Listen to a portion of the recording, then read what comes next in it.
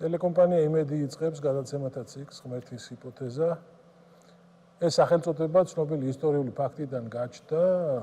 ცნობილი მეცნიერი პიერ სიმონ ლაპლასი შეხვდა ნაპოლეონს, როდესაც დაასრულა თავისი ცნობილი შრომა სამყაროს აგებულების შესახებ და ნაპოლეონმა დაუსვა შეკითხვა, ამ ხელა შრომაში ღმერთის ადგილი რატომ ვერ მოიძებნა თქვენთანა და მაშინ ლაპლასმა უპასუხა, მე ამ ჰიპოთეზის აუცილებლობას ვერ ვხედავ სერ.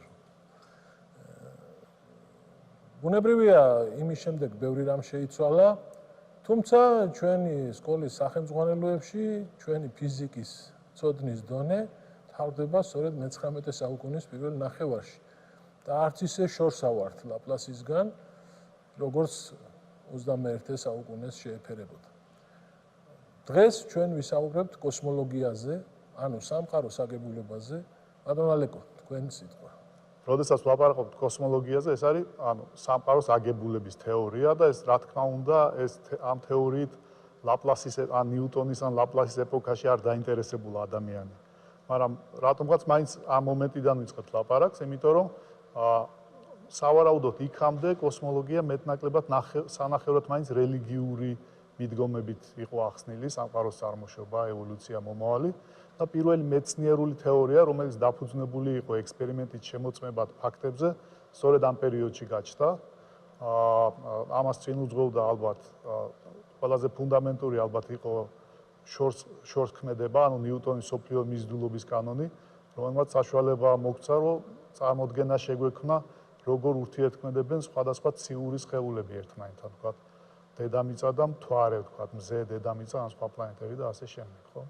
და ამ დროს გაჩნდა პირველი მეცნიერული თეორია, სადაც სამყაროში თითქოს ყველაფერი დალაგებულია, ყველაფერი დეტერმინისტულია.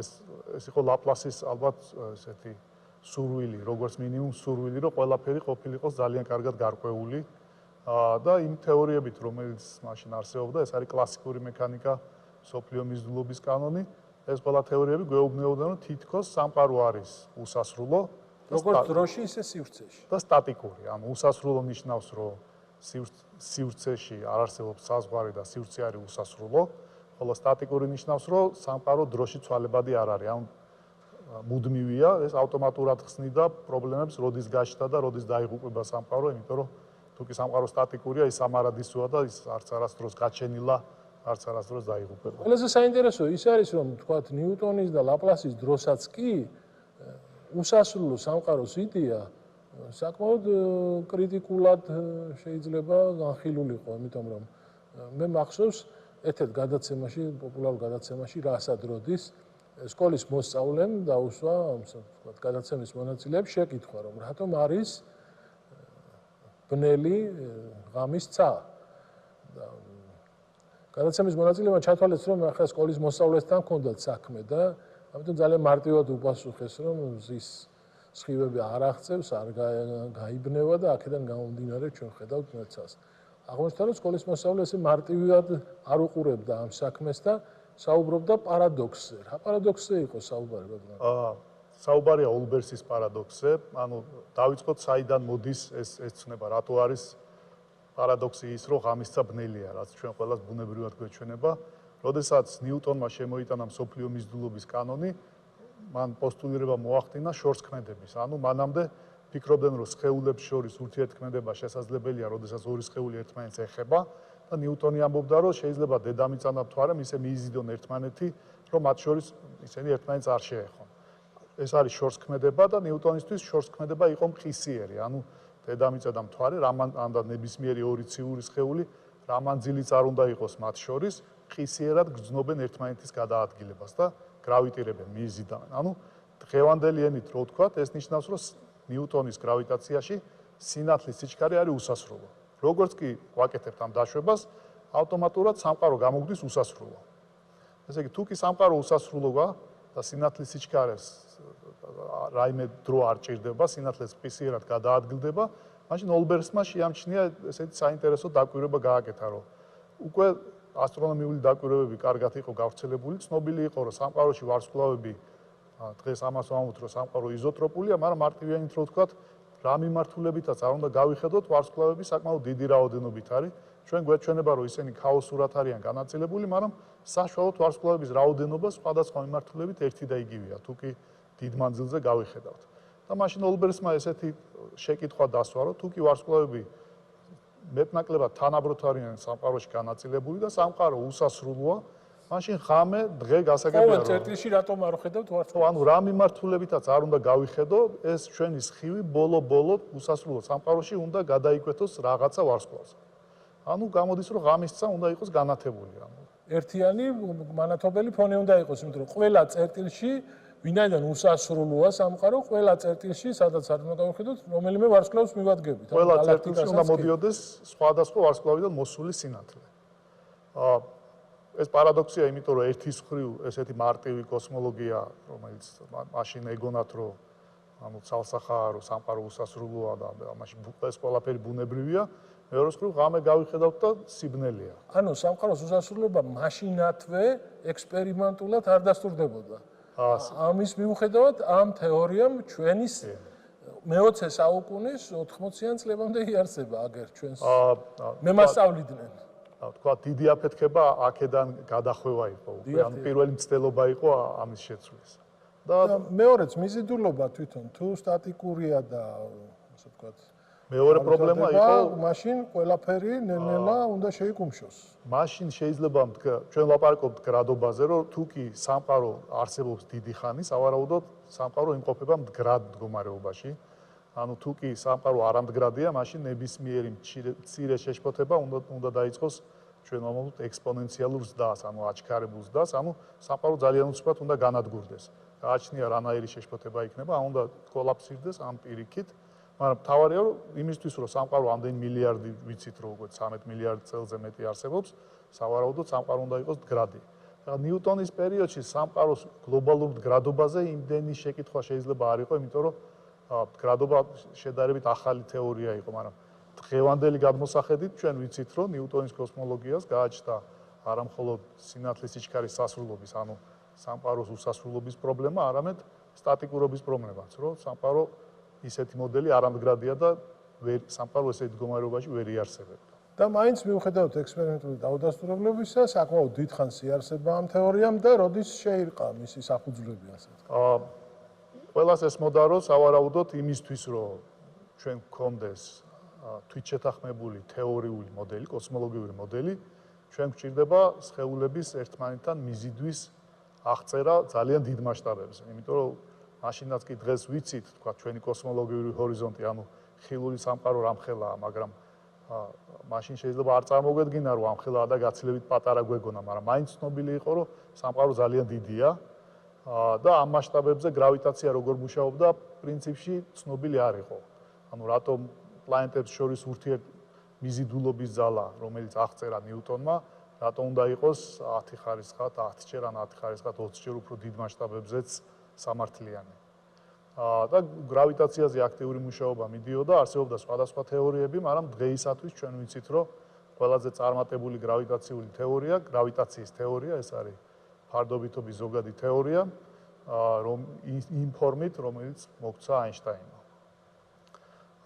ეს არის გრავიტაციის გეომეტრიული აღწერის ცდელობა, გეომეტრიული მეთოდებით აღწერის ცდელობა, როდესაც აინშტაინმა მოგცა მათემატიკური აპარატი, რომლის იდეა საკმაოდ მარტივია, რომ გვეუბნება, რომ სივრცის აღწერა შეიძლება მისი სიმრუდის მიხედვით, ანუ შესაძლებელია არსებობდეს გაუმრუდებელი, ანუ ბრტყელი სივრცე, ასევე გამრუდებული სივრცე. სივრცის გამრუდების მიზეზია მასა, ნებისმიერი ტიპის ენერგია, ხოლო გამრუდებული სივრცე ეუბნება მასას, როგორ იმოძრაოს. მასა ამრუდებს სივრცეს, გამრუდებული სივრცე ეუბნება მასას, როგორ იმოძრაოს. ეს არის ცნობილი აინშტაინის განტოლება, რომელმაც საშუალება მოგცა აღვეწერა გრავიტაცია სამყაროს მაგრამ თვითონ აინშტაინსაც საკმაოდ კარგახანი ჯეროდა სამყაროს უსასრულობისა და მე მახსოვს თუ არ ვცდები, როდესაც პირველი ცდები გამოჩნდა იგივე რუსეთში მოღვაწე მეცნიერი ფრიდმანის მხრიდან, რომ ესაუბრა დიდი აფეთქების თეორიაზე, პირველი რეაქცია აინშტაინის უარყოფითი იყო.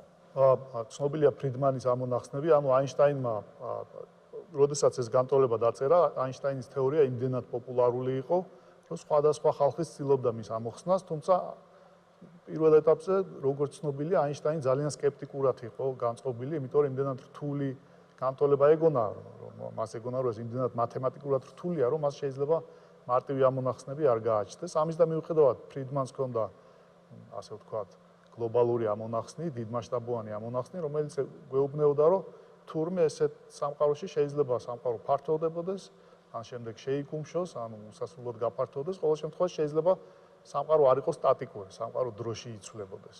ხო? მაშინ, როდესაც აინშტაინმა თავის განტოლება დაწერა და ამ განტოლებამ ყველა ტესტები გაიარა, მისთვის ყველაზე დიდი პრობლემა, რაც მას ეგონა, რომ მის განტოლებას გააჩნია, იყო ის, რომ ამ განტოლებაში სამყარო სტატიკური არ გამოდიოდა. ანუ აინშტაინის განტოლება გვეუბნება, რომ სივრცის სიმრუდე განისაზღვრება მასით და ენერგიით, მასა და ენერგია გრავიტირებს, ანუ ეს წევრი დადებითია, შესაბამისად სივრცის სიმრუდეს დადებითი უნდა იყოს. მაგრამ აინშტაინი ფიქრობდა, რომ სივრცეს თუ გააჩნია ძალიან დიდი დადებითი სიმრუდე, ამ უნდა გამოიწვიოს კოლაფსი და სამყარო უნდა გაქრეს. რაც შეუძლებელია და ის ცდილობდა სტატიკური სამყაროს მიღებას, ანუ სივრცეს რაღაცა თუ დადებითად ამრუდებს და ეს რაღაცა არის მასა, მაშინ ალბათ უნდა არსებობდეს რაღაცა ფაქტორი, რომელსაც შემოაქვს უარყოფითი სიმრუდე, რომ ჯამური სიმრუდე გამოვიდეს ნოლი. ეს არის აინშტაინის მიერ დაშვებული ლამბდა წევრი, რომელსაც მოგვიანებით მან უწოდა თავისი ყველაზე დიდი შეცდომა.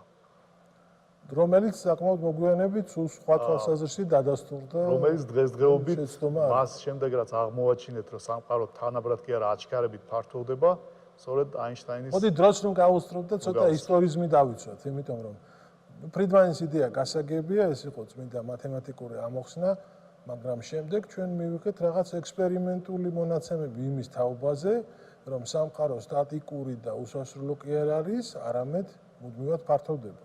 რა იყო? ამას ქვია ჰაბლის კანონი, ეს დაკავშირებულია ცნობილი ამერიკელი ასტრონომის ჰაბლი მე ტელესკოპი ვიცი და პიროვნება მისი სახელობის ტელესკოპია და ჰაბლი ამ დროისათვის გროვდება დაკვირვებითი მონაცემები, ჰაბლმა ამას მისცა კანონის სახე. აღმოჩნდა, რომ ვარსკვლავები განაწილებული არიან გალაქტიკებში, ვარსკვლავების გროვები სამყაროში ერთმანეთს დაშორებულია, ამას გალაქტიკა უწოდეთ. ჩვენ მივხვდით, რომ ჩვენ ვცხოვრობთ ერთ გალაქტიკაში და არსებობენ ასევე შორეული გალაქტიკები. და როგორც კი ჰაბლმა და ასევე სხვა მეცნიერებმა დაიწყეს შორეული გალაქტიკების ჩვენგან დაშორების სიჩქარის გაზომვა, აღმოჩნდა, რომ რაც უფრო შორს არის გალაქტიკა, მით უფრო დიდი სიჩქარით გშორდება. და ჰაბლმა შეამჩნია, როდესაც საკმაოდ მცირე რაოდენობის გალაქტიკები ქონდა, ცნობილება ძალიან დიდი იყო, მაგრამ ჰაბლმა შეამჩნია, რომ თითქოს ეს დამოკიდებულება წრფივია, ანუ გალაქტიკის ჩვენგან დაშორების სიჩქარე პროპორციულია დაშორების მანძილის. და სწორედ პროპორციულობის კოეფიციენტს ეწოდა ჰაბლის მუდმივა, რომელიც არის სულ მაინტერესებს, როგორ ხდება ამის გაზომვა. უზარმაზარ სივრცეზეა საუბარი, უზარმაზარ მანძილზეა საუბარი. რა არის ის როგორ გაიზომა, რომ გალაქტიკა ჩვენ გვშორდება? საერთოდ საუბრობთ გალაქტიკის მასაზე, გალაქტიკის ასე ვთქვათ, გალაქტიკამდე მანძილზე, შემდეგ იმაზე, რომ ეს მანძილი იზრდება ან მცირდება. რა იყო, რა ეფექტმა მოგვცა ამის გაზომვის შესაძლებლობა? ილუზია ხომ არ არის ეს? ხანდახან ისეთი ოპტიკურ ილუზიასთან ხომ არა გვაქვს საქმე? რამდენად რეალურია ეს? და რას ეყრდნობა რა ამ თეორიას? ეს ყველაფერი რეალურია. ყველაზე მარტივი გასაზომია სიჩქარე, ცოტა უფრო რთული გასაზომია მანძილი, ასევე იგივე სირთულის არის მასა, მაგრამ სიჩქარე ყველაზე მარტივია, იმიტომ რომ სიჩქარეზე შევჩერდეთ, იმიტომ რომ ეს ცნობილი იყო, ეს ყველაზე მარტივი ასახსნელია, ცნობილი იყო ეგრეთ წოდებული დოპლერის ეფექტი. დოპლერის ეფექტი არის ეფექტი, როდესაც მე მაქვს რაღაცა ტალღის გამომსხივებელი და თუ კი ეს გამოსხივების წყარო მოძრაობს, მაშინ ამ გამოსხივების წყაროდან დამკვირვებლამდე მოსული ტალღის სიგრძე იცვლება. იზრდება. თუ კი წყარომე მშორდება, ტალღის სიგრძე იზრდება, თუ კი წყარომე მიახლოდება, ტალღის სიგრძე მცირდება. ძალიან შორს რომ არ წავიდეთ, ჩვენ ხმის ტალღებზეც ვისაუბროთ, ხო? თუ კი ვთქვათ ავტომობილი ან სასწრაფომ რო ჩაგვიაროს, ჩამივლის, რაც უფრო შორდება, ხოლო სიჩქარე ამ ხმის ტალღისა უცვლელია, აქედან გამომდინარე, მას მეტი დრო სჭირდება და რაღაცნაირად იწელება ეს ტალღა, ანუ გრძელდება. ესე შეგვიძლია წარმოიდგინოთ, რომ ტალღა თითქოს იკუმშება ჩვენკენ რომ მოდის და როგ შორდება, იწელება, ანუ როდესაც სასწრაფო, რომელიც ერთი და იგივე ტონის სიგნალს გამოსცემს, როცა გვიახლოვდება გვეჩვენება ოდნავ უფრო მაღალ ტონად, იმიტომ რომ ტალღის სიგრძე შემცირდება და როდესაც გშორდება, უფრო დაბალ ტონად გვეჩვენება, იმიტომ რომ ტალღის სიგრძე. ან და მატარებელმა რო ჩაგვიაროს ამ და ხილული გამოსხივების შემთხვევაში რა ფერების ცვლილება ხდება და არა ხმის ტონის. ხმა ეს არის აკუსტიკური ბგერა, მაგრამ ესეც ჩვეულებრივი ტალღური პროცესია. სინათლე ეს არის ელექტრომაგნიტური ტალღა. რა თქმა უნდა, სინათლის სიჩქარე მნიშვნელოვნად განსხვავებულია, ამიტომაც ელექტრომაგნიტური ტალღის სიგრძის ცვლილება რო შევამჩნიოთ, გაცილებით უფრო დიდი სიჩქარეები გვჭირდება, ვიდრე მაგალითად სასწრაფოს მოძრაობა. მაგრამ შორეული galaktikები ჩვენ გვშორდებიან საკმაოდ დიდი სიჩქარით. საკმაოდ დიდი სიჩქარით, ამიტომ ამ დაშორების სიჩქარის გაზომა ჩვენ შეგვიძლია იქიდან მოსული ელექტრომაგნიტური ტალღის სიხშირის ცვლილებით. ეხლა ელექტრომაგნიტური ტალღა ოპტიკურ დიაპაზონში, ხილულ დიაპაზონში სიხშირებად მას ადამიანი აღიქვავს ფერებად, ხო? ანუ ყველაზე უფრო დიდი ტალღის სიგრძე ეს არის. ყველაზე გრძელი ტალღა არის წითელი, ყველაზე უფრო მოკლე ტალღის სიგრძე ეს არის ლურჯი იისფერი. მაშინ ამ ლოგიკით თუ galaktika ან ვარსკვლავი გშორდება, ის უნდა წითლდებოდეს, ხო? ფორმალურად ამას ჩვენ ვუწოდებთ წითელ წანაცვლებას, თუმცა არ ნიშნავს, რომ galaktikis ფერი უნდა გაწითლდეს. galaktikis ფერი ცისარტყელაზე უნდა წანაცვლდეს წითლის, გადაადგილდეს წითელი ბოლოს მიმართულებით. ხოლო თუ კი რაღაცა მაგალითად galaktika ჩვენ გვიახლოვდება, მისი ფერი უნდა გადაადგილდეს ლურჯი მიმართულებით. ამიტომაც მარტივიანით რო ვთქვათ, ერთს უწოდებთ გაწითლებას, მეორეს უწოდებთ გალურჯებას. და გაწითლების ეფექტი იქნება შემჩნეული. შემჩნეული იქნება, რომ რაც უფრო შორს არის galaktika, მით უფრო მეტია წანაცვლება წითელი წანაცვლება. ანუ ეს ნიშნავს დოპლერის ეფექტის მიხედვით, რომ მით უფრო დიდი სიჩქარით გშორდება galaktika. და მივიღეთ ჩვენ სამყარო, რომელიც ფართოვდება. და ახალ ფართოვდება და ჩვენ შეგვიძლია ასე თქვა დრო დავაბრუნოთ და წარმოვიდგინოთ, საიდან დაიწყო ეს გაფართოვება, აღმოჩნდა, რომ საკმაოდ სერიოზული საფუძველი აქვს იმას, რომ სამყარო წარმოიქშვა დიდი აფეთქების. ეს კიდევ შემდეგი ნაბიჯია, როდესაც ჰაბლმა აჩვენა, რომ სამყარო მართლაც ფართოვდება, ესეთი უცნაურად, ეს არ არის ჩვეულებრივი ამას აფეთქებას უწოდებთ, მაგრამ აფეთქების ტიპის გაფართოვება ეს არ არის, ეს არის გაფართოვება ყველგან, რაც უფრო დიდია მანძილი, მით უფრო სწრაფად ფართოვდება, ხო? აინშტაინმა მაშინ აღიარა თავისი შეცდომა ლამბდა წევრის მოგონების, უწოდა ამას ყველაზე დიდი შეცდომა და ძალიან კმაყოფილი იყო, რომ ჰაბლი დააკვირდა სამყაროს, რომელიც არის მისი განტოლებების ამონახსნი. მაგრამ ამავე დროს შემოდის ლემეტრის იდეები. ლემეტრი არის თეორეტიკოსი, რომელიც ნახულობს, რომ ბელგიელი ხო? ბელგიელი ღვთისმსახური იყო ის. ლიუენის კათოლიკური უნივერსიტეტის პროფესორი იყო და ამ პერიოდში თქვენ რომ პროფესორი ყოფილიყავით, უნდა ყოფილიყავით ასევე ღვთისმსახური, იმიტომ რომ დაფინანსება ეკლესიიდან მოდიოდა. თუმცა ის პროფესიით მათემატიკოსი და ასტრონომი იყო, ამიტომ მისი თუმცა ეცვა ღვთისმსახურის ფორმა, ამიტომ ისევე როგორც კოპერნიკს არ დაუვიწყო. კოპერნიკი კიდევ უფრო ადრეული პერიოდია და მას რა თქმა უნდა უფრო მეტი წნეხი ჰქონდა სავარაუდოდ ეკლესიიდან. ყოველ შემთხვევაში შემოდის ლემეტრის იდეა, რომ თუ კი ჰაბლის კანონი, რომელიც გვეუბნება, რომ სამყარო ფართოვდება, წარსულში სამართლიანი იყო, მაშინ თუ კი სამყარო დღეს ფართოვდება, დრო უკან რო გადავახვიოთ, სამყარო უნდა წავიდეს შეკუმშვისკენ, ანუ სამყარო უნდა გახდეს უფრო და უფრო პატარა და თუ კი ყველა ის კანონები, რაც ჩვენთვის ცნობილია, სამართლიანია, სამყაროში არსებულ მასას და ენერგიას თუ კი მოვათავსებთ უფრო მცირე მოცულობაში, მაშინ სამყაროს სიმკვრივემ უნდა მოიმატოს, სამყაროს ეფექტურმა ტემპერატურამ უნდა მოიმატოს და საბოლოო ჯამში უნდა ჩავიდეთ რაღაცა წერტილამდე. და ლემეტმა გამოაქვეყნა ეს თავისი ნაშრომი, დაარქვა მას სამყაროს ნაჭუჭი, რომელიც ფართოვდება დროში, მაგრამ იმდროინდელი ასტრონომები იმდენად სკეპტიკურად მოეკიდნენ ამის თეორიას, რომ დაარქვეს მას Big Bang თეორი. და სიტყვა ბენგი არ ნიშნავს გაფართოვებას, ის არის დიდი ბახის თეორია. ამ თვითონ სიტყვაში დაცინვის ელემენტები არის, რა თქმა უნდა, კონფერენციებზე ხუმრობდნენ, რომ Big Bang თეორი მოიტანა, მაგრამ ნელ-ნელა აღმოჩნდა, რომ ეს თეორია საუკეთესოდ აღწერდა ყველა დაკვირვებულ თვისებებს, რაც სამყაროში გააჩნია და უკვე ეს დაცინვა ხუმრობაში აღმოჩნდა, რომ ეს სახელი გახდა უკვე კანონიკური თანამედროვე კოსმოლოგიის პირველი მოდელი. წარმომიდგენია რა მოხდებოდა საზოგადოებაში, იმიტომ რომ და კარგად მესმის, რატომ არ გვასწავლიდნენ დიდი აფეთქების თეორიას საბჭოთა დროს, იმიტომ რომ ესე იგი სამყარო იყო დრო რომ სამყარო არ იყო, სამყარო არის წარმოქმნილი დროის კონკრეტულ მომენტში, თუ გავიხსენებთ ფარდობითობის ზოგად თეორიას, ზუსტად ამ მომენტში წარმოიშვა დროც და სივრცეც. მანამდე არც დრო იყო და არც სივრცე, იმიტომ რომ ეს თვისებაა სწორედ, ასე ვთქვათ, სამყაროსი და არ არსებობს აბსოლუტური დრო-სივრცე.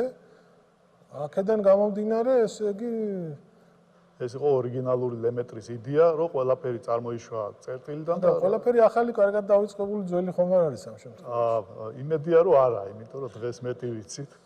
ამას დღეს არა, მე ვსაუბრობ ცნობილ, ასე ვთქვათ, ძალიან ძველ თეორიაზე, რომელსაც რელიგია ამბობს, ხო? რომ სამყარო შექმნილია. ამიტომ მას აქვს დასაბამი და ის არ არის უსასრულო. ამიტომაც არ გვასწავლდნენ ჩვენ ამ თეორიას და სკეპტიკურად უყურებდნენ. სავარაუდოდ მიზეზი ეს იყო და ეს ყველაფერი დაემთხვა რომ ლემეტრიც, ის კათოლიკური მღვდელი იყო, ეჭვმიტანილი იყო, ასე თეორია ძალიან გაუდახვის მიერ შექმნილ სამყაროს, ეს ყველაფერი დაემთხვა რომ გახდა თეორია, გახდა პოპულარული. ამის და მიუხედავად ამ თეორიამ ახსნა რამოდენიმე ძალიან მნიშვნელოვანი დაკვირვებადი ფაქტი სამყაროში, რომელიც იწინასწარმეტყველა, არა თუ ახსნა, იწინასწარმეტყველა მაგალითად რელიქტური ფონის გამოსხივება, რომელიც არის ადრეული სამყაროს ნათება, ხო? ანუ როდესაც სამყარო ძალიან პატარა იყო, ის ძალიან ცხელი იყო და ჩვენ ვამბობთ, რომ ის იყო იონიზირებულ მდგომარეობაში. ანუ მარტივანაზე რო ვთქვათ, სამყარო იყო გაუმჭვირვალი, ამიტომ ნივთიერება და გამოსხივება ერთად იყო, გამოსხივება დიდ მანძილს ვერ გადაადგილდებოდა, შთანთქმა გადასხივება ხდებოდა. როდესაც სამყარო ცივდებოდა, რაღაც მომენტში მოხდა რეკომბინაცია, ანუ იონიზირებული გარემოდან ჩვენ მივიღებდით გამოვმა იწინასწარმეტყველა, რომ იონიზირებული გარემოდან მივიღებდით ნეიტრალურ ატომებს, ანუ სამყარო გახდებოდა გამჭვირვალე. იმ მომენტში, როდესაც სამყარო გახდებოდა გამჭვირვალე, გამოსხივება და ნივთიერება ერთმანეთს მოწყდებოდა და ალბათ ის ამ გამოსხივების დანახვა ჩვენ უნდა შეგვეძლოს. ხო, ანუ თეორიულად ამას ჩვენ უწოდებთ გაფანტვის უკანასკნელი ზედაპირი.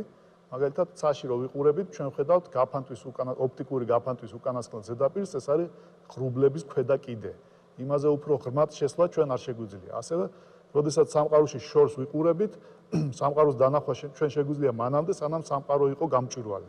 სამყარო თუ გახდა გაუმჭვირვალე, ჩვენ სწორედ იმ ზედაპირს უნდა ვხედავდეთ და ეს გამოსხივება მაშინ იყოს ხილული გამოსხივება, მაგრამ სამყარო ფართოვდება, ამიტომაც ამ ხილული გამოსხივების ტალღის მატულობს და დღეს ჩვენ ამ გამოსხივებას ვხედავთ მიკროტალღოვანი ელექტრომაგნიტური ფონის სახით. რომლის ექსპერიმენტული დადასტურება ყველა ჩვენგან შეუძლია თუ ჩავთავთ ტელევიზორს და ანალოგიურ ანტენას. ტელევიზორი ოდნავ მაღალ სიხშირეებზე მუშაობს. დღეს უკვე ციფრულზეა გადასული. მე უბრალოდ თუ ანალოგი ეს გამოსხივება აღმოაჩინეს ბელის უკაბელო სატელეფონო კავშირის შექმნის მცდელობისას, როდესაც იყო რაღაც ხმაური, რომლის მოხსნასაც ცდილობდნენ, მაგრამ ეს ხმაური მოდიოდა ყველა მხრიდან და ვერაფრით ვერ მოხსნეს და შემდეგ აღმოჩნდა, რომ ეს არის სწორედ ის ნათება, რომელიც მოდის დიდი აფეთქებიდან, რომელიც არის იზოტროპული, ანუ მოდის ყველა მხრიდან, ანუ ჩვენ ცხოვრობთ მიკროტალღოვან ღუმელში.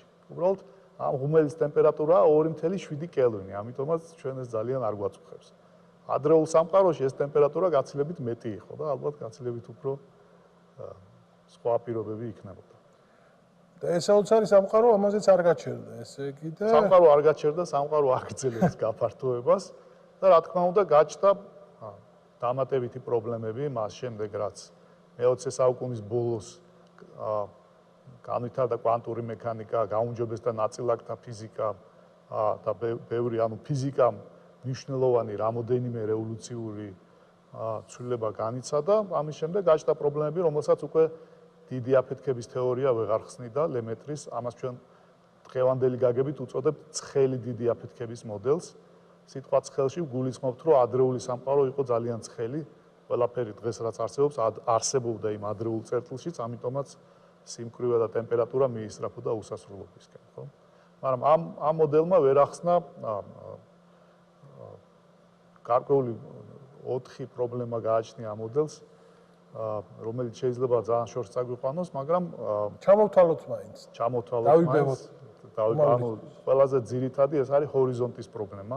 ყველაზე მარტივი ასახსნელი არის ჰორიზონტის პრობლემა. საქმე იმაშია, რომ ეს რელიქტური ფონის გამოსხივება, მიკროტალღოვანი გამოსხივება მოდის ყველა მხრიდან და მისი ტემპერატურა ერთი და იგივეა. ანუ ეს გამოსხივება წარმოშო სხეულმა, რომელიც იყო სითბურ წონასწორობაში. მაგრამ აღმოჩნდა, რომ სხვადასხვა მხრიდან მოსული სინათლე არის ერთმანეთის კოსმოლოგიური ჰორიზონტის გარეთ. ანუ ეს ნიშნავს, რომ იმ სამყაროს ის ნაწილები, რომელმაც ეს გამოსხივება გამოასხიეს, ერთმანეთი ჯერ არ დაუნახავთ. მაშინ როგორ მოახდინეს მათ სითბური წონასწორობის დამყარება, თუ კი მათ შორის ურთიერთქმედება ჯერ არ დამყარებულა. ეს არის ალბათ ყველაზე პრინციპული პრობლემა, რაც ჰქონდა ცხელი დიდი აფეთქების მოდელს და რაც დაკავშირებულია კოსმოლოგიური ჰორიზონტის არსებობასთან, რაც არ გვიხსენებია. კოსმოლოგიური ჰორიზონტი ეს არის მოვლენათა ჰორიზონტი. ანუ ჩვენ უკავშირდებით კვლავ იმ პრობლემას, რომ სინათლის სიჩქარე იქნება ესა თუ თუნდაც გრავიტაციის გავრცელების სიჩქარე არის სასრული და არის დაახლოებით 300,000 კილომეტრი წამში. აქედან გამომდინარე, თუ ჩვენ გალაქტიკები ან ვარსკვლავები გაფართოების შედეგად გშორდებიან უფრო მეტი სიჩქარით, ისინი ჩვენ მოვლენათა ჰორიზონტში ვერ შემოდიან და ჩვენზე ზეგავლენას ვერ ახდენენ, ვერც სინათლურს, ვერც სითბურს, ვერც გრავიტაციულს და აქედან გამომდინარე, ჩვენ ხედავთ მხოლოდ იმ სფეროს, რომელიც ამ მოვლენათა ჰორიზონტის შიგნითაა. ეს არის ხანდახან უძახიან ჰაბლის რადიუსი, ანუ ეს არის სამყაროს ის ნაწილი, რომელიც ჩვენ გვშორდება სინათლის სიჩქარეზე ნაკლები სიჩქარით, რომლის დანახვაც შეგვიძლია და რომ დაუბრუნდოთ ოლბერსის პარადოქსს, სწორედ ეს არის ოლბერსის პარადოქსის ახსნა, რომ ჩვენ არ შეგვიძლია უსასრულობაში დავაკვირდეთ ვარსკვლავებს. ჩვენი ხედვის არეალი შემოზღუდულია ჩვენი კოსმოლოგიური ჰორიზონტით. ანუ ცარო ბნელია, ეს იმის ბრალია, რომ ჩვენ არ შეგვიძლია ჰორიზონტის უფრო შორს გავიხედოთ. ამიტომაც სამყარო იყოფა ორ ნაწილად, ეს არის. მაგრამ ხომ არ ნიშნავს ეს, რომ კვლავ ინარჩუნებს არსებობის უფლებას უსასრულო სამყარო? უსასრულო და გაფართოებადი სამყარო. უსასრულო და გაფართოებადი სამყარო. უსასრულო სამყაროს იდეას ვერ დაუბრუნდებით ამის გამო?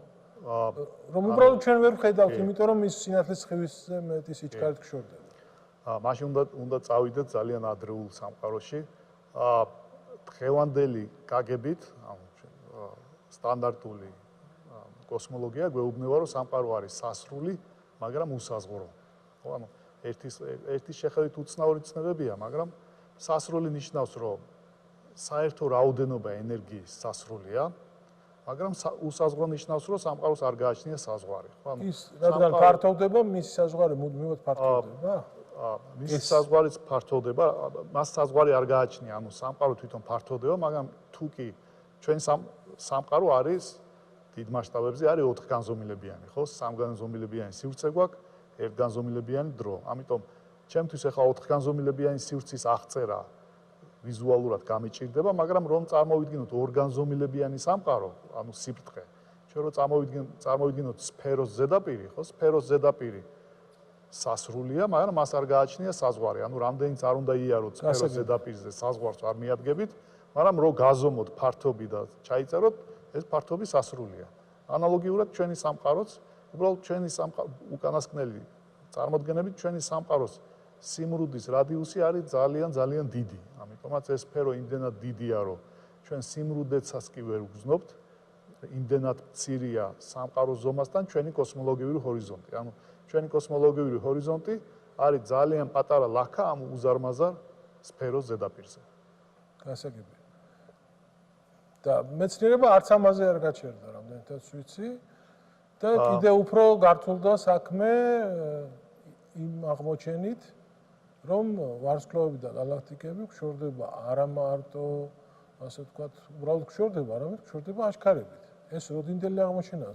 გშორდება აჩქარებით, ეს არის ეს დაკვირვებები დაიწყო რაღაც 1997-18 ან ვთქვათ, მე-20 დადასტურებული, ეს არის რაღაც მე-20 საუკუნის დასაწყისი. ნობელის პრემია როდის გაიცა? 21 საუკუნის დასაწყისი ბოდიში. ნობელის პრემია ძალიან სწრაფადვე პერმუტებს დასულს 2005-ში თუ არ ვცდები, ანუ აღმოჩენიდან ძალიან სწრაფად, იმდენად მნიშვნელოვანი აღმოჩენა და ეს დაკავშირებულია არა იმასთან, ვთქვათ, როგორ რა თქმა უნდა ჩვენ კოსმოლოგია გვაინტერესებს როგორ იცვლება სამყარო და სამყარო აღმოჩნდა, რომ სამყარო ფართოვდება არა მუდმივი სიჩქარით, როგორც ჰაბლს ეგონა, არამედ სამყარო აჩქარებულად ფართოვდება. ეს არ ნიშნავს, რომ ჰაბლი ცდებოდა, უბრალოდ იმ შედარებით მცირე მანძილებზე, რომელზედაც ჰაბლი ზომავდა, ეს აჩქარება იყო ძალიან მცირე და უფრო დიდ მანძილზე, რომლის გაზომვაც ჩვენ შევძელით, აღმოჩნდა, რომ სამყარო ძალიან პატარა, მაგრამ აჩქარებით ფართოვდება.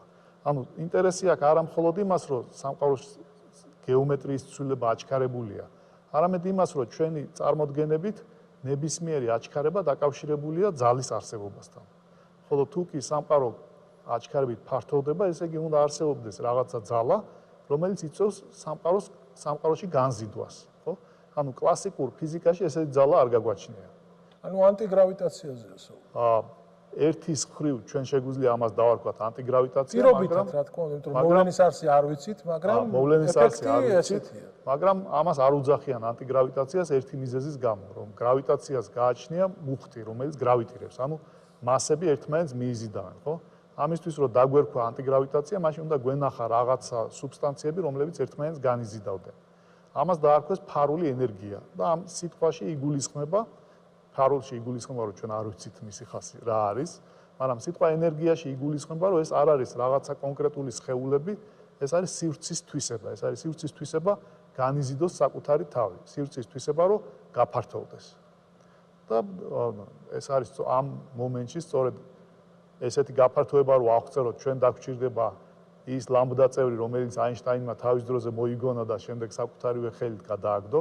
რა თქმა უნდა, ის ლამბდა მუდმივა, რომელიც აინშტაინმა დაწერა, გაცილებით დიდი იყო, ვიდრე ის ლამბდას სიდიდე, რომელიც დღეს ჩვენ გვჭირდება, მაგრამ ამას ლამბდა წევრი, კოსმოლოგიური კონსტანტა ან ფარული ენერგია ეწოდება. და რამდენია ეს ფარული ენერგიის წილი დღეს? და რა სხვაობა ფარულ ენერგიასა და ფარულ მასას? ფარულ მასას შორის, ანუ დღევანდელ კოსმოლოგიურ მოდელს უცბად რომ სპეციალისტები რომ ლაპარაკობენ, უძახიან ლამბდა CDM მოდელს. ლამბდაში იგულისხმება სწორედ ფარული ენერგია, CDM-ი ეს არის cold dark matter, ანუ აქ ვამბობთ ცივი ფარული მასა. ეხლა ფარული მასა ასევე პრობლემაა, რომელიც ჯერ აღმოჩენილი არ არის, მაგრამ ეს არის რაღაცა ფარული ნივთიერების ტიპის ან ნივთიერება ან გრავიტაცია, რომელიც იწვევს მიზიდვას. ანუ აღმოჩნდა, რომ ჩვენ ვხედავთ მიზიდვას, მაგრამ ვერ ვხედავთ ამ მიზიდვის წყაროს. ამიტომაც მაგალითად მზე galaktikis ცენტრის, ირმის ნახტომის galaktikis ცენტრის მიმართ უფრო სწრაფად მოძრაობს, ვიდრე უნდა მოძრაობს. უფრო სწრაფად ბრუნავს. აღმოჩნდა, რომ ფარული ენერგია ჩვენ ლაბორატორიაში ფარულ ენერგიას ვერ ვიპოვით, ჯერ ნაპოვნი არ არის. ფარული მასა ნაპოვნი არ არის. ფარული მასის საპონელად ჩვენ გვჭირდება დიდი მასშტაბები. და ის უმცირესი მასშტაბი, რომელზედაც ფარული მასა აღმოაჩინეს, არის galaktika. galaktikis peripheria. ანუ იპოვეს, რომ galaktikები ბრუნავენ უფრო სწრაფად, ვიდრე galaktikis ცენტრში მასა თავის გრავიტაციით გამოიწევდა, ხო? ამის შემდეგ, რაც უფრო დიდ მასშტაბებზე დაიწყეს დაკვირვებები, მით უფრო მოიმატა ფარული მასის წილმა, ხილულ მასასთან შედარებით და დღეს ვიცით, რომ ფარული მასა სამყაროში გაცილებით მეტი უნდა იყოს, ვიდრე ხილული მასა. და რა პროცენტული შეფარდებაა ბოლოს? იმიტომ რომ სხვადასხვა ციფრები მაქვს. ეს გააჩნია კოსმოლოგიურ მოდელს, მაგრამ ვთქვათ 25% თუ კი სრულ ინტეგრალს, ანუ სრულ ენერგიის ბიუჯეტს დავყოფთ ნაწილებად, მაშინ ხილული მასა არ უნდა იყოს 5%-ზე ბარიონულ ნივთიერებას უწოდებთ, არ უნდა იყოს 5%-ზე მეტი და აქ ჩვენ რასაც ეს 5% რეალურად აქენა მართლა ხილული 1%-ზე ნაკლებია, დანარჩენი galaktikata შორის აირია, რომელიც ძალიან დაბალი სიმკვრივის არის და პრინციპში არ ჩანს, ხო? 25% უნდა იყოს ფარული მასა, რომელსაც არაპირდაპირ გზით ვხედავთ, ის გრავიტირებს, ის მიიზიდავს ხილულ მასას, ის იწვევს გრავიტაციული ინზირებას, ის იწვევს კლასტერების გრადობას და ასე შემდეგ, სხვადასხვა პრინციპულად სხვადასხვა დაკვირვებებია და რიგით რამდენი 70%-ზე შეიძლება ცოტა მეტი უნდა იყოს ფარული ენერგია. ანუ რეალურად ჩვენ რასაც ვხედავთ და შეგვიძლია შევისწავლოთ, სამყაროს სულ 5%. ჩვენ იმდენად კარგად უნდა შევისწავლოთ ეს 5%, ან სხვანაირად რო ვთქვათ, იმდენად კარგად გვაქვს ეს 5% შესწავლილი, რომ ჩვენ ვიცით ამ ფარული კომპონენტების სიდიდე და მათი მოქმედების თვისებები. ხო? ქართველებს კარგი სიტყვა გვაქვს ეს ფარული, თორემ რუსებიც და ამერიკელებიც და ბრიტანელებიც ამას ბნელ მასასა და ბნელ ენერგიას უწოდებენ და ინგლისურად dark ნიშნავს ასევე ფარულსაც. ხო, მუქი, ანუ შავი და ბნელი, იმიტომ რომ ბნელი შთანთქმასთანაც ასოცირდება, როცა ის არც შთანთქავს, არც ასხივებს. ამიტომ ნაკლებად შემაშენებლად ფარული ფარულს ხმარო. მაგრამ კიდევ ერთი ახლა ჩვენ ეს ყველაფერი კარგად აღწერეთ, თუმცა ფიზიკამ თავისი მრავალსაუკუნოვანი განვითარების შემდეგ აღმოაჩინა, რომ აქამდე მხოლოდ 5% სწავლობდა იმისა, რაც ეგონა 100% და აღმოჩნდა, რომ 95% უბრალოდ არ ვიცით რა არის. ვიცით, რომ ამ 95%-ში ნაწილი მიმზიდველია, ნაწილი გამზიდავია. და მაგრამ უფრო დიდი უბედურება ის არის, რომ თუ არ ვწდები ფარული ენერგია მატულობს. მისი წილი, რაც დრო გავა, გაიზრდება, ის არ დარჩება 70%-ად. ეს კიდევ ერთი მნიშვნელოვანი მიღწევაა, რომ ჩვენ ვიცით თვისებები, იმიტომ რომ ადრეულ სამყაროში მათი თვისებები რო განსხვავებული ყოფილიყვნენ, სამყარო სხვანაირად განვითარდებოდა, ამიტომაც ჩვენ შეგვიძლია, როდესაც ვამბობთ ცივ ფარულ მასას, ჩვენ ვიცით, რომ ეს არის სავარაუდოდ ეს არის რაღაცა ვიმპებს უძღვით, ხო, weakly interacting massive particles, ანუ სუსტად ურთიერთქმედი მასიური ნაწილაკები, რომელთაც გააჩნია ძალიან დაბალი ტემპერატურა. ანუ ვიცით, რომ ფარული მასა შეიძლება იყოს ნაწილაკები, ხოლო ფარულ ენერგიაზე ვიცით, რომ ის არ შეიძლება იყოს ნაწილაკები, იმიტომ რომ ეს არის რაღაცა ფაქტორი, რომლის ენერგიის სიმკვრივეც მუდმივია. ანუ ესეთი რაღაცა ჩვენ ამის წარმოდგენა საკმაოდ გვიჭირს ყოველდღიური ცხოვრებიდან, იმიტომ რომ ეს არის რაღაცა ფაქტორი, რომელიც მაგალითად მოცულობა ენერგიის მუდმივობის და შენახვის ან სამყაროში ენერგია მოედინება, საიდანღაც და არსებობს წყარო, სპონტანურად ჩდება, ან ენერგია წარმოიშობა, ხო? დიახ. ერთი შეკითხვა მინდა და სულ დამესვა ხე. ფრიად მოკრძალებული წოდნის მიუხედავად, მე მახსოვს, რომ როდესაც აჩქარებით შორდება რაღაცა ერთი სხეული მეორეს, მისი ენერგია იზრდება. როდესაც თუ არ ვწდები, ეს არის ფარდობითობის სპეციალური თეორია? ესე იგი მასის ერთ-ერთი ეფექტი, როდესაც საუბრობენ, რომ დაუშვათ სინათლის სხივთან რაც უფრო უახლოვდება სიჩქარეს, რაც უფრო იზრდება სიჩქარე და აქ მნიშვნელოვანია სწორედ იყოს აჩქარება, ანუ არა ასე ვთქვათ, ინერციული სისტემა, ასე დროს ენერგია იზრდება. ხომ არ არის ეს, აი სულ ამაზე, ხომ არ არის ეფექტი ამ შემთხვევაში აჩქარებით გაფართოებული სამყაროსი, აი ამ ენერგიის ზრდა. ეს ხომ არ არის, აი ეს ენერგია ხომ ფარდობითია. ფარდობითობის თეორიის თანახმად. ამ ყალიბრულად ინვარიანტულს უძახით. ჩვენ არ გვინდა რომ ენერგია ფარდობითი იყოს, ჩვენ გვინდა რომ ვიცოდეთ ენერგიის შენახვის კანონი და სრული ენერგიის სხვადასხვა სისტემაში გადასვლისას როგორ გარდაიქმნება. და ამას ემორჩილება ჩვენი ხილული ნივთიერება, ამას ემორჩილება ფარული მასა, ამას არ ემორჩილება ფარული ენერგია. ეს არის პრობლემა როგორ ეს არის ჩვენი დღევანდელი წარმოდგენა, რომ თუ კი რაღაც ოთახში არის გარკვეული ფარული ენერგია, ამ ოთახის მოცულობა ორჯერ რო გაიზარდოს, ენერგიაც ორჯერ იზრდება, იმიტომ რომ მისი სიმკვრივე მუდმივი უნდა დარჩეს. სწორედ ამის გამო ამას უწოდებენ არა რაღაც მატერიას, არა ნივთიერებას, არამედ ენერგიას, ანუ სივრცის თვისებას, ანუ ვაკუუმის თვისებას. რაზეც სხვადასხვა მოსაზრებებია, მაგრამ ჯერჯერობით არც ერთი მოსაზრება ახლოსაც არ არის რეალობის აღწერასთან. ყოველ შემთხვევაში ამან მოგცა იმის წარმოდგენა, რომ სამყაროში იყო განსხვავებული ეპოქები.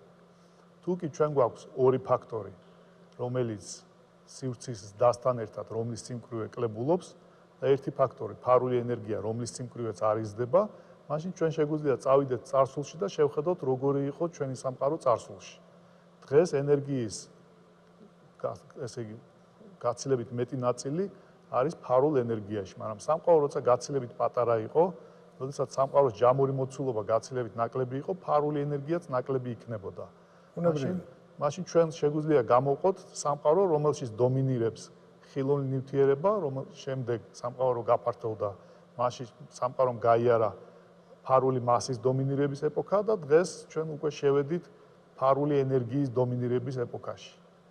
რაც უფრო დრო გავა, თუ კი სამყაროს სურათი არ შეიცვლება, პროცენტულად მით უფრო ნაკლები დარჩება ხილული ნივთიერება და ენერგია მით უფრო მოიმატებს ფარული ენერგიის. ესე იგი ეს ნიშნავს, რომ სამყაროს, ბოდიში შეიძლება წინ ხვდებით, მაგრამ სამყაროს მომავალი დამოკიდებულია ფარული ენერგიის თვისებებზე. ანუ იმაზე, რაც ჯერჯერობით არ ვიცით.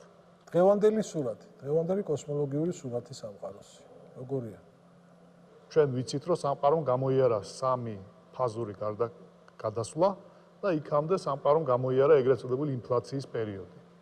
ანუ ფაზური გადასვლების შედარებით მარტივი ასახსნელია, იმიტომ რომ ჩვენ ვიცით, რომ სამყაროში დღეს გვაქვს 4 ფუნდამენტური ურთიერთქმედება, ანუ 4 ძალა. ეს არის გრავიტაციული ძალა, ეს არის ელექტრომაგნიტური ძალა და ეს არის ორი განსხვავებული ბირთვული ძალა. ეს არის ძლიერი ბირთვული ურთიერთქმედება და სუსტი ბირთვული ურთიერთქმედება. ასევე ვიცით, რომ რაც უფრო მეტია ენერგია, ეს ურთიერთქმედებები ერთიანდებიან. ანუ რაღაცა ენერგიაზე 4 ურთიერთქმედებიდან გვჭება 3 ურთიერთქმედება, უფრო მაღალ ენერგიაზე 2 ურთიერთქმედება და რაღაცა კრიტიკულ მნიშვნელობაზე ზევით, თუ კი ასე ვთქვათ, ტემპერატურა ან სიმკვრივე რაღაცა კრიტიკულზე მეტია, მაშინ გვაქვს ერთი გაერთიანებული ძალა. ეს ნიშნავს, რომ როდესაც სამყარო ძალიან ცხელი იყო, მაშინ მქონდა ერთი ძალა და ამის შემდეგ, როდესაც სამყარომ დაიწყო გაფართოება, ანუ სამყარო ცივდებოდა, და მან ეს კრიტიკული ტემპერატურები გაიარა. ანუ გარკვეულ პერიოდში სამყაროში იყო ერთი ძალა, ამის შემდეგ მოხდა ფაზური გადასვლა, როდესაც სამყაროში გაჩნდა 2 ძალა, ამის შემდეგ კვლავ ფაზური გადასვლა, გაჩნდა 3 ძალა და უკანასკნელი ფაზური გადასვლის შემდეგ სამყაროში გვაქვს 4 ფუნდამენტური ურთიერთქმედება. ანუ ეს სამყაროები სხვადასხვა ეპოქაში ფაზურ გადასვლებს შორის ერთმანეთისგან რადიკალურად განსხვავდებიან. წარმოიდგინეთ, ვთქვათ, არ გქონდეს, რა ვიცი, სუსტი და ელექტრომაგნიტური. არა, ეს ძალიან კარგად არის გასაგები, იმიტომ რომ სამყარო, როდესაც პატარა იყო და სიმკვრივე იყო მაღალი, მის ელემენტებს შორის მანძილები ძალიან მცირე იყო. აქედან გამომდინარე, გასაგებია, რომ იქ, ვთქვათ, ძლიერი ურთიერთმოქმედება იყო. შემდეგ, ალბათ, სუსტი ურთიერთქმედება. ანუ ეს ურთიერთქმედებები რიგრიგობით კი არ მოქმედებდნენ. ურთიერთქმედებების რაოდენობა იყო სხვა. დიახ. ანუ დღეს 4 ურთიერთქმედება გვაქვს, იყო ეპოქა, როდესაც ჰქონდა 2. ხო, ანუ ეს დიდი გაერთიანების თეორიის ამოცანაა, რომ სწორედ ამ იერარქიას რომელი ორი მაინც მაინტერესებს. ანუ პირველად ყველაზე პრობლემური არის გრავიტაცია. გრავიტაცია ყოველთვის იყო. იყო გაერთიანებული ძალა, გრავიტაცია პირველი გამოეყო ამ ყველაფერს. მე რატომღაც მეგონა რომ ბოლო გამოეყო. პირველი გამოეყო და ეს არის ყველაზე პრობლემური გრავიტაციის გაერთიანება ყველა სხვა ძალებთან, კვანტური გრავიტაციის ამოცანაა, რომელიც ჯერჯერობით წარმატებულად ამოხსნილი არ არის. ხო, ჩვენ გვაქვს სიმების თეორია, გვაქვს სუპერსიმეტრიები, რომლებიც თქვა დამატებით განზომილებების შემოაქვთ და სხვადასხვა თეორიები. სწორედ იმიტომ, რომ ეს გრავიტაცია გაერთიანონ დანარჩენ 3. ხო, რომ ანუ დიდ მასშტაბებზე, ანუ აინშტაინის ზოგადი ფარდობითობის თეორია რამენაირად გაერთიანდეს მცირე მასშტაბებზე კვანტურ ფიზიკასთან. ხო, ანუ მივიღოთ კვანტური გრავიტაცია, ანუ ძალიან მაღალი ენერგიები ძალიან მცირე მასშტაბებზე. ხო, რაც ჯერჯერობით საბოლოოდ გადაჭრილი არ არის. მაგრამ იდეა არის, რომ თუ კი სამყარომ გამოიარა ეს ეპოქები, იმ ეპოქებამდე იყო ძალიან ცხელი სამყარო, მაგრამ აქ ჩნდება ჰორიზონტის პრობლემა, რომელზედაც ფიქრობდნენ ეს არის მე-20 საუკუნის ბოლო და მართალია ეს ამას თქვათ გუტის და ლინდეს სახელი აქვს, მაგრამ პირველად ეს იდეები მაინც ალბათ სტარობინსკიდან დაიწყო, თქვათ 70-იანი წლებიდან, საბჭოთა მეცნიერიდან, რომელმაც პირველმა დაუშვა, რომ შესაძლებელია ეს ამ ცხელ სამყაროში მომხდარიყო არსებობდეს რაღაცა გამზიდავი ველი, რომელიც იწვევდეს სამყაროს გაფართოებას სინათლის სიჩქარეზე უფრო სწრაფად, სამყაროს გაფართოებას აჩქარებით. დღეს ამ ეპოქას ჩვენ ვწოდებთ ინფლაციას, ანუ ინფლაცია, რომელიც დაიწყო მაშინ, როდესაც სამყაროს ასაკი იყო 10 ხარისხად -35 წამი და დამთავრდა დაახლოებით, როდესაც სამყაროს ასაკი იყო 10 ხარისხად -30 წამი და ამ მცირე პერიოდში სამყაროს ზომა გაიზარდა 10 ხარისხად 60 ჯერ. ანუ ძალიან დიდად. ამ შემთხვევაში ჩვენ სამყარო პრაქტიკულად ცარიელია დღევანდელი გაგებით, ძირითადი ენერგია ეს არის ინფლაციური ველის ენერგია. ანუ ნაწილაკზე თუ ვილაპარაკებთ, ეს არის ინფლატონი. ჩვენ არ ვიცით ამ ინფლაციის თვისებები, დღეს ინფლაციური ველის თვისებები, მაგრამ ვიცით, რომ ის არსებობდა, იმიტომ რომ სამყარომ გაიარა ეს ეპოქა. როდესაც ეს ეპოქა დამთავრდა, მოხდა ფუნდამენტური ფაზური გადასვლა. როგორი იყო ეს ფაზური გადასვლა, სხვადასხვა ვერსიები გვაქვს, მაგრამ ვიცით, რომ ამ ფაზური გადასვლისას ინფლაციური ველის ენერგია, ინფლაციური ველი გაქრა და გაჩნდა ჩვეულებრივი მატერია. ანუ კვანტურ ტუნელებას უწოდებენ ხანდახან, ანუ ერთი მდგომარეობიდან, ვამბობთ, რომ მანამდე სამყარო იყო ეგრეთ წოდებული ცრუ ვაკუუმის მდგომარეობაში და ის გადმოვიდა ფიზიკური ვაკუუმის, რეალური ვაკუუმის მდგომარეობაში, სამყაროში მთელი ენერგია, რაც იყო ინფლაციური ველში, გადმოვიდა ჩვეულებრივ ნივთიერებაში. სამყაროში გაჩნდა ძალიან დიდი რაოდენობით ჩვეულებრივი ნივთიერება და სამყარო რადგანაც ძალიან პატარა ამ ეპოქაში, ეს ნივთიერება ძალიან ცხელია. ამას სხვანაირად უწოდებენ ცხელი სამყაროს დაბადებას. ამ მომენტამდე ნივთიერება პრაქტიკულად არ იყო და სამყაროს ჩვენ უწოდებთ ცივს. ჩვენ ვიწყებთ ძალიან მცირე ზომის ფაქტიურად კვანტური ზომის ბუშტიდან, როდესაც მთელი სამყარო მოთავსებულია ამ ბუშტში. ეს ბუშტი ინფლაციურად ფართოვდება, მისი ზომა იზრდება 10 ხარისხად 60-ჯერ, ინფლაცია მთავრდება, ინფლაციის ენერგია გარდაიქმნება ნივთიერების ენერგიად, იბადება ცხელი სამყარო და ამის შემდეგ უკვე სამყაროს გაფართოება ანალოგიურია ცხელი დიდი აფეთქების მოდელის, ესეთი ჩვეულებრივი ჰაბლისეული გაფართოების. მან ერთი შეკითხვა დამებადა, ხომ არ შეგვიძლია ვთქვათ, რომ სხვადასხვა ფაზებზე სხვადასხვა სასრული სიჩქარე არსებობდა, ხო? დღევანდელი ჩვენი სასრული სიჩქარე, ყველაზე მაქსიმალური სიჩქარე, სინათლის სხივის სიჩქარე თუ ელექტრომაგნიტური გამოსხივების სიჩქარე, უფრო სწორად რომ ვთქვათ. გასაგებია, რომ არის 300,000 კილო, მაგრამ იმ ფაზაზე არსებობდა სხვა სიჩქარე შესაძლოა. გაფართოების სიჩქარეც ხომ სიჩქარეა? ესეც ხომ ურთიერთდაშორების სიჩქარეა გარკვეული ელემენტების. ესე იგი, აინშტაინის თეორიაში ერთის მხრივ ის გვაძლევს პოსტულატს, რომ არაფერს არ შეუძლია მასას არ შეუძლია სინათლის სიჩქარეზე უფრო სწრაფად მოძრაობა, მაგრამ სწორედ ინფლაციის მოგვიანებისას მიხვდნენ, რომ ეს შეზღუდვა არ ედება სივრცის გეომეტრიის ცვლილების სიჩქარეს. ერთის მხრივ სივრცის მიმართ სხეულებს არ შეუძლიათ სინათლის სიჩქარეზე უფრო სწრაფად მოძრაობა, მაგრამ თუ კი მაგალითად სივრცეც არიელია, თვითონ სივრცე თუ ფართოვდება, შეიძლება გაფართოვდეს სინათლის სიჩქარეზე უფრო სწრაფად.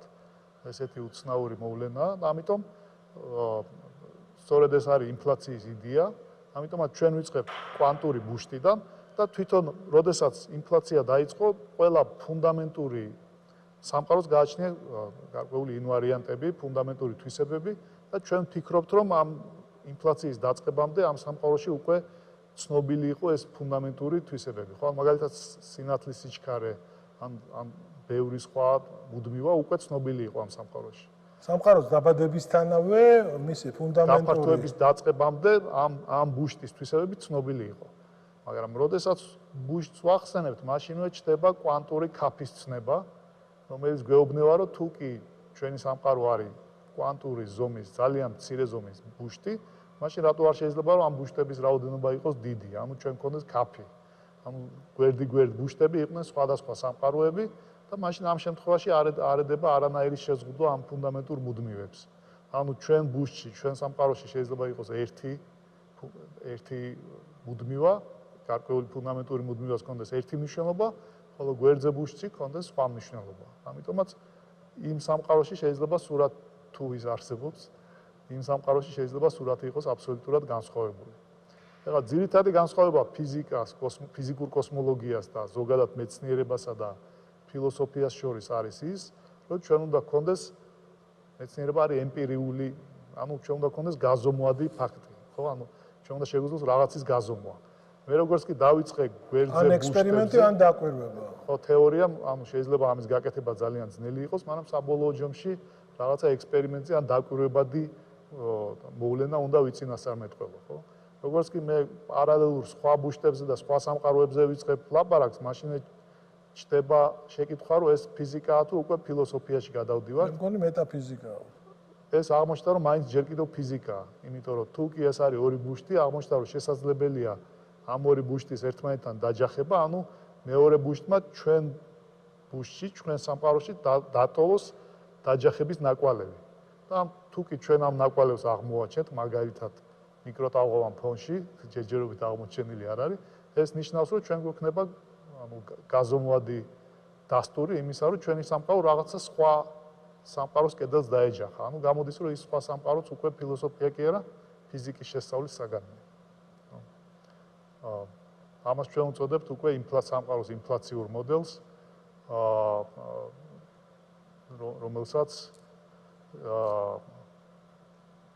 რომელიც ჯერჯერობით ამაში ნობელის პრემია გაცემული არ არის, მაგრამ ელოდებიან, აი თქვა თუ კი პირდაპირ დადასტურებას, ხო, პირდაპირ დადასტურება ალბათ იქნება გრავიტაციული ტალღების აღმოჩენა, ინფლაციური გრავიტაციული ტალღების აღმოჩენა. გრავიტაციული ტალღები აღმოჩენილი იქნა, არა ინფლაციური, მაგრამ ექსპერიმენტულად დადასტურებული. დიახ, დღეისათვის ჩვენ გვაქვს გრავიტაციული ტალღა არის დროსივრცის ტალღა,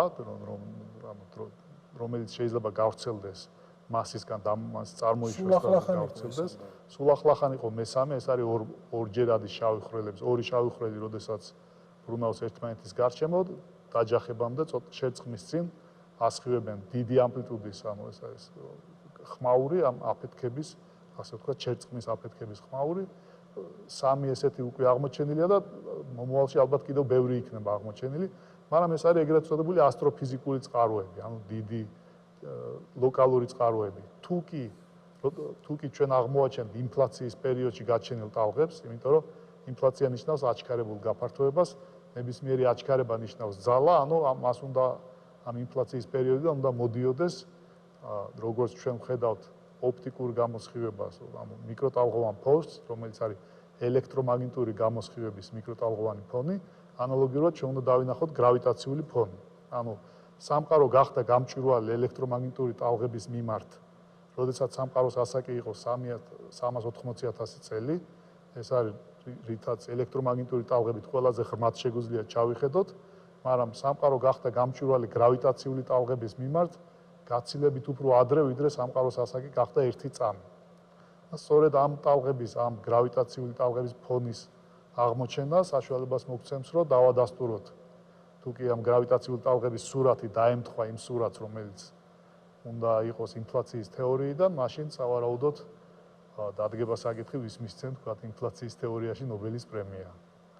ნობელის პრემია, რა თქმა უნდა, მნიშვნელოვანია, მაგრამ ბევრად უფრო საინტერესოა რა იყო რეალურად, როგორი იყო სამყარო და მე სულ მაწუხებდა ეს შეკითხვა და მინდა დაგისვათ.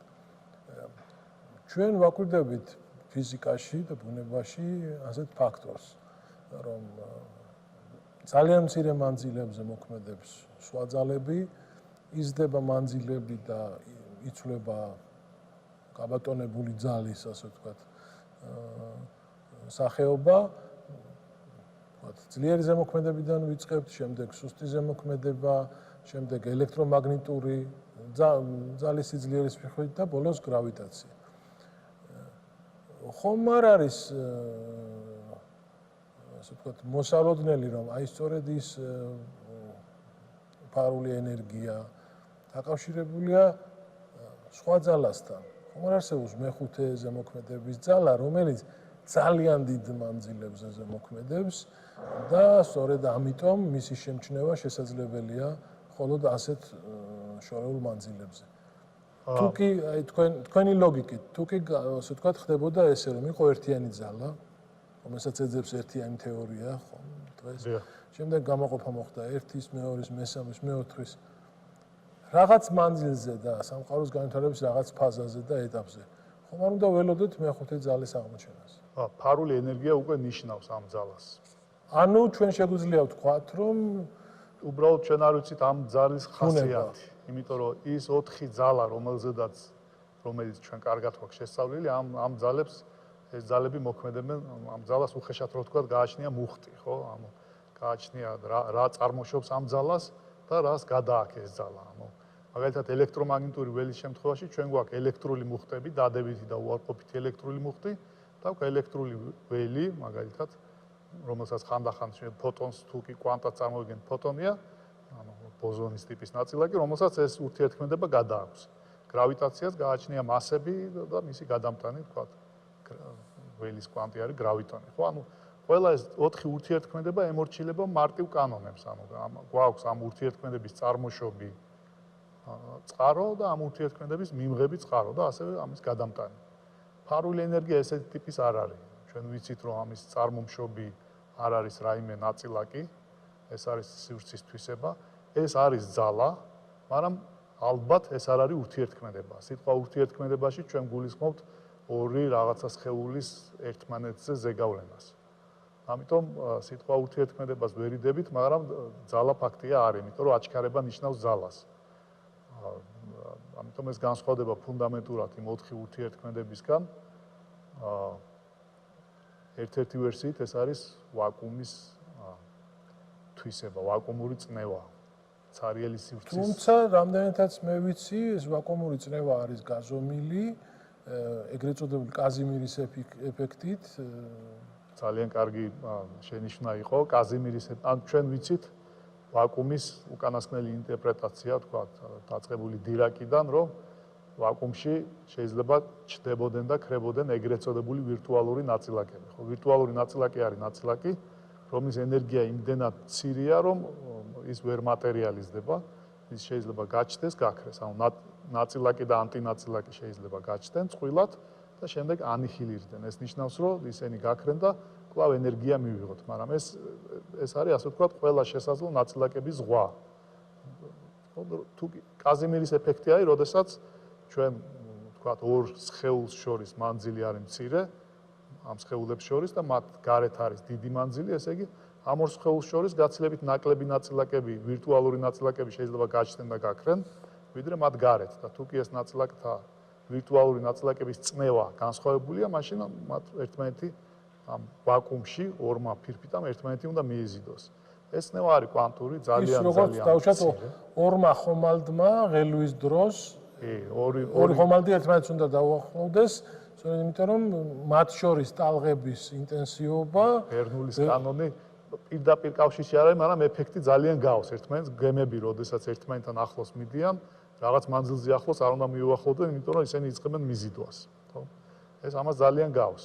და მართლაც ეს ვაკუუმური ვირტუალური ნაწილაკების წნევა გაზომილია და სწორედ ზელდოვიჩმა იწინასწარმეტყველა პირველმა, რომ ხო არ არის ფარული ენერგია ამ სივრცეში ვირტუალური ნაწილაკების ეფექტური ზემოქმედება, როდესაც ეს ნაწილაკები ჩდებიან, ქრებიან, ერთმანეთს ეჯახებიან და ცდილობენ, რომ სივრცე გაწელონ.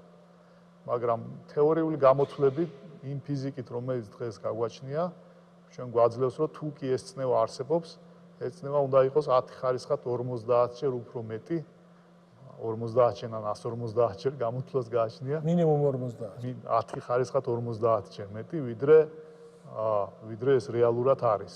ვიდრე ვხედავთ. ვიდრე ამას ვაკვირდებით. ამიტომ ჩვენ ვერ წარმოგვიდგენია ამიტომ კაზიმირის ეფექტი ვერ გამოდგება. კაზიმირის ეფექტის გამომწვევი ძალები ვერ გამოდგებიან ფარული ჯერჯერობით ვერ წარმოგვიდგენია ფარული ენერგიის როგორ აღწერენ ესენი ფარულ ენერგიას. იმიტომ რომ ასეთ შემთხვევაში განზიდვა ბევრად მეტი უნდა იყოს 10. ასეთ შემთხვევაში უნდა მოიძებნოს კომპენსაციის მექანიზმი, რომელიც ამ წნევას შეამცირებს 10 ხარისხად 50-ჯერ, მაგრამ არ გააქრობს, დატოვებს ძალიან მცირეს. და ერთადერთი, ვთქვათ, პრეტენდენტი ამ ასეთ სიშორეზე ძალისა არის გრავიტაცია, რომელიც იმდენად სუსტია. კაზიმირის ეფექტში კაზიმირის ეფექტი ამ მასშტაბებზე არ მუშაობს. არსებობს კვინტესენციის თეორიები, რომ თითქოს ვთქვათ, არსებობს რაღაცა ეთერი. ეს რა თქმა უნდა ეთერი არ არის, მაგრამ ძალიან გავს მეცნიერების მდგომარეობას, როდესაც მეცნიერები ფიქრობდნენ ეთერზე. მაშინაც პრობლემა იყო სივრცე. დღეს რა თქმა უნდა გაცილებით მეტი ვიცით, მაგრამ იმდენად მეტი ვიცით, რომ სივრცის პრობლემა კვლავ დაგვიდგა. მაგრამ დღეს სწორედ იმიტომ, რომ კაზიმირის ეფექტის ენერგია და ვთქვათ, ფარული ენერგიის ზომა ამდენად 50 ხარისხით განსხვავდება ერთმანეთისგან, ჩვენ ვერ ვისაუბრებთ იმაზე, რომ ფარული ენერგია ეს ვაკუუმის ენერგია. ეს სავარაუდოდ სივრცის ენერგია, მაგრამ არა ვაკუუმის ენერგია იმ ფორმით, რომელთაც დღეს ჩვენ ვიცით. ამიტომაც იგი ფარულია ჩვენთვის. ხო არ მევიდა მეცნიერება განვითარების იმ დონეზე, რომ ნაწილების და ელემენტების მიღმა რაღაც საერთო სურათი დავინახოთ. და მეტაფიზიკა და აზროვნება და გასვლა უბრალოდ დაკვირვებასა და უბრალოდ ექსპერიმენტის მიღმა განაუცილებელი არ არის იმისთვის, რომ მეცნიერება წინ წავიდეს. უბრალო ექსპერიმენტები და უბრალო დაკვირვება უკვე შეუძლებელია. შესაძლებელია და პირიქით პროგრესის სიჩქარე მატულობს. ანუ აქ რამოდენიმე რევოლუცია მოხდა, ხო? პირველი რევოლუცია იყო, როდესაც ჩვენ შევძელით ელექტრომაგნიტური ტალღის სხვა ასპექტში დანახვა. ხო, ან არა მხოლოდ ხილული სინათლის დანახვა, არამედ მაგალითად რენტგენული სამყაროს დანახვა, როდესაც ჩვენ შევძელით დედამიწის ზედაპირიდან ატმოსფეროს გარეთ გასვლა, ანუ სატელიტზე გავიტანეთ ტელესკოპი და სამყაროს შეხედა რენტგენის გამოსხივებით. რენტგენის დიაპაზონში, ან რადიო დიაპაზონში, ან გამასხივების დიაპაზონში. ეს იყო, როდესაც სამყარო დავინახეთ ახალი, ანუ თვალები, ფაქტიურად თვალები აგვეხილა. ჩვენ ვართ წელს, ანუ უკვე 2 წელია, მიჯნაზე, რომ კიდევ ერთხელ აგვეხილოს თვალები, რომ დავინახოთ გრავიტაციული სამყარო. ანუ ჩვენ დავინახეთ რამოდენიმე აფეთქების სინათლე და ჩვენ თუ გავაუმჯობესებთ ჩვენ ტექნიკას, დავინახავთ აბსოლუტურად ახალ სურათს, რომელიც აქამდე არ ვიცოდით. გრავიტაციული ტალღების გაზომვის სიზუსტეს ზრდა გვჭირდება.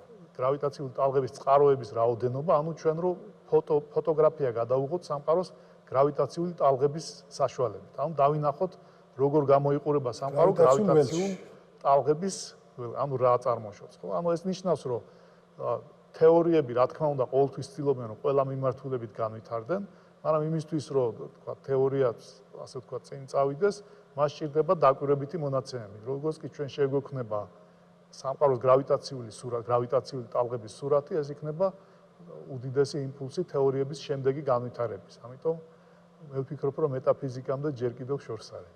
ჯერ კიდევ ბევრი გვაქვს სამუშაო ჩვეულებრივი მეცნიერული მიდგომებით. დიდი მადლობა ძალიან საინტერესო საუბრისთვის. ამით დავასრულოთ ჩვენი საუბარი და გავაგრძელოთ მრავალ საინტერესო თემაზე, რომელსაც დღეს უკვე შევეხეთ.